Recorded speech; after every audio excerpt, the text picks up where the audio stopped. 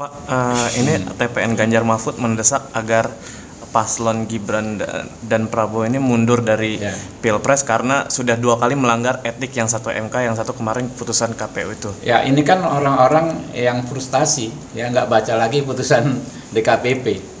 Ya, kalau putusan DKPP kan jelas, di halaman 185, 188 jelas bahwa justru putusan DKPP ini memperkuat legal standing Prabowo Gibran karena mengatakan bahwa putusan MK nomor 90 itu mulai berlaku untuk pemilu 2024 dan KPU sebagai stakeholder penyelenggara pemilu wajib mengikuti putusan tersebut, menindaklanjuti. Jadi nggak ada kaitannya, justru KPU ya kalau saya baca di putusan tersebut dianggap bersalah karena kurang proaktif menindaklanjuti putusan MK. Makanya kalau TPN Ganjar Mahfud menjadikan putusan DKPP sebagai alasan untuk mendiskreditkan lalu mengatakan kami melanggar etika, itu sebuah pernyataan yang frustasi. Ini orang satu mungkin tidak ngerti hukum, ya, yang kedua terlalu ambisi, ketiga panik karena elektabilitasnya yang terus merosot.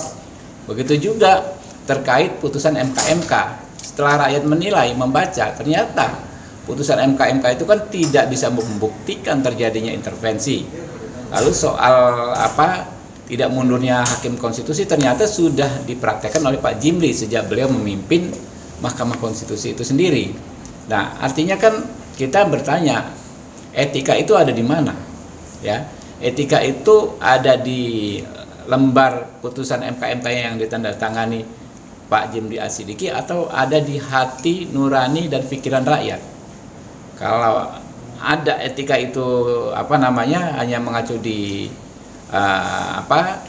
di kertas yang ditandatangani Jimli Asidiki, pasti kami akan dihukum oleh rakyat, ya nggak? Pasti rakyat tidak akan mengapresiasi kami. Faktanya setelah putusan MK, elektabilitas Prabowo Gibran meroket sampai 15% lebih, bahkan 18%. Tadi kan 30 something, sekarang udah 50 sekian. Itu kan hampir 17 bahkan bisa 20% setelah putusan MK sampai saat ini. Artinya rakyat tidak melihat masalah itu karena rakyat cerdas, rakyat tahu. Jadi peluru hampa yang disampaikan oleh TPN ya sudah itu aja, sudah seperti kaset rusak yang diulang-ulang, nggak punya peluru lagi, ya nggak punya gagasan lagi untuk dijual, ya hoax seperti itu yang disampaikan oleh mereka. Bang.